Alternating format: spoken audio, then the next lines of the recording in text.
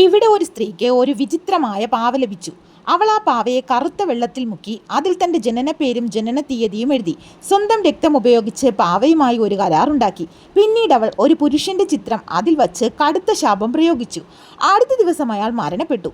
ശേഷം അവൾ 2 പുരുഷന്മാരുടെ ചിത്രങ്ങൾ കൂടി ഇപ്രകാരം വച്ചു. തൊട്ടടുത്ത ദിവസം തന്നെ അവരിരുവരും ബാത്ടബുകളിൽ മരിച്ചു കിടന്നു. എന്നാൽ അതോടെ കാര്യങ്ങളൊന്നും അവസാനിച്ചില്ല. പാവയുടെ ദുഷ്പ്രഭാവം ആ സ്ത്രീയുടെ മേൽ തന്നെ ബാധിക്കാൻ തുടങ്ങി. പാവയുടെ കണ്ണുകൾ അവളെ തുറിച്ചു നോക്കുന്നതായി അവൾക്ക് തോന്നി. ചുമരിലെ ഘടികാരവും ചുറ്റുമുള്ള എല്ലാ കണ്ണുകളും തന്നെ നിരീക്ഷിക്കുന്നതായി അവൾക്ക് അനുഭവപ്പെട്ടു. ഭയന്നു പോയ അവൾ കിടക്കയിൽ തന്നെ കിടന്നു. അപ്പോൾ അവൾ ഞെട്ടിപ്പോയി. തൻ്റെ കിടക്കയുടെ കാൽഭാഗത്ത് ആ പാവ ഇരിക്കുന്നു. പാവയുടെ നിഴൽ പെട്ടെന്ന് വലുതാകാൻ തുടങ്ങി.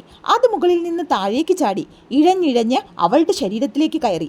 പേടിച്ച് ചാണിയിടീറ്റ അവൾ താൻ കണ്ടതൊരു സ്വപ്നമാണെന്ന് തിരിച്ചറിഞ്ഞു. പക്ഷേ അപ്പോഴേക്കും അവളുടെ കൈകൾ രക്തം കൊണ്ട് കഴുകപ്പെട്ടിരുന്നു. പാവയുടെ സത്യം കണ്ടെത്തണമെന്ന് തന്നെ അതോടുകൂടി അവൾ തീരുമാനിച്ചു.